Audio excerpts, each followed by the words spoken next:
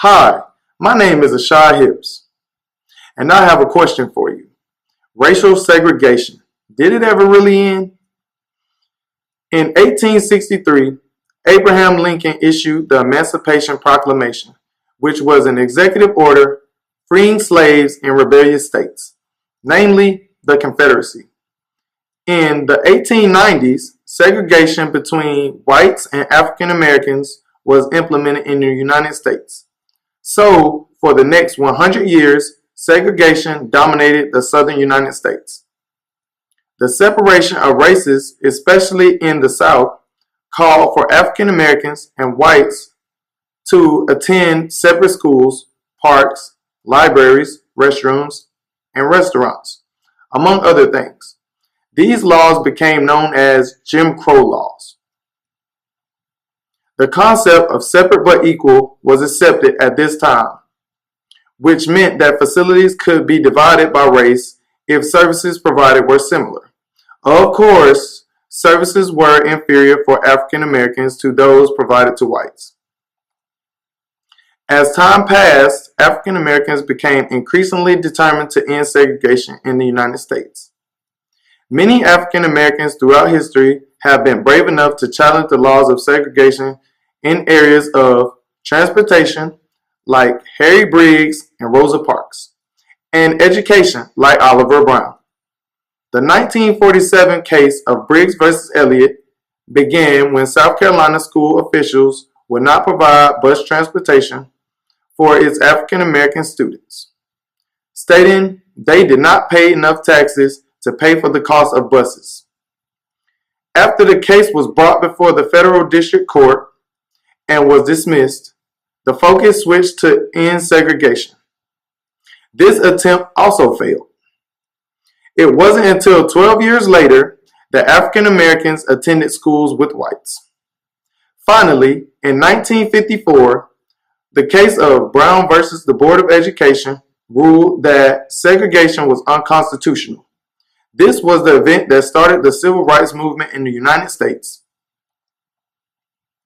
62 years after segregation was ruled unconstitutional, the schools in Cleveland, Mississippi are still divided between black and white students. The schools on the east side of the railroad tracks in the city are virtually all black, while the schools located on the west side of the railroad tracks are a white majority. 131 minors and their families in Bolivar County filed an action on July 24, 1965, that the Cleveland School District maintained a policy based on racial segregation. Even after the action was filed and the courts ruled the segregation to be unconstitutional, the schools still maintained their reputation as white schools. Segregation does not just occur in southern states. Some of the most segregated conditions for African American students have occurred in New York, Maryland, and Illinois. In New York, 75% of African American students attend non-white schools compared to 45% in Mississippi. In St. Louis, Missouri, the 1980 U.S. Court of Appeals ruled that the city and county schools were continuing to implement segregation. In 1983, the court reached a desegregation settlement agreement. The purpose of the agreement was to desegregate schools in St. Louis County, Missouri. It states that specific county residents may attend a charter school, but they must live in a district that participates in the transfer program and must not be African American. An example of this agreement is when a third grader from St. Louis relocated outside of the county limits. The student, Edmund, was informed he could not return to his charter school, Gateway Science Academy, which consists of about 60% white students. Even though this agreement was meant to help Edmund, it had the inverse effect because of his race. After this school year, he will not be able to attend Gateway Science Academy. I would like to propose a 5-step plan to help eliminate segregation in the United States. Step 1. Desegregate neighborhoods because we cannot desegregate schools without first desegregating the neighborhoods. Step 2.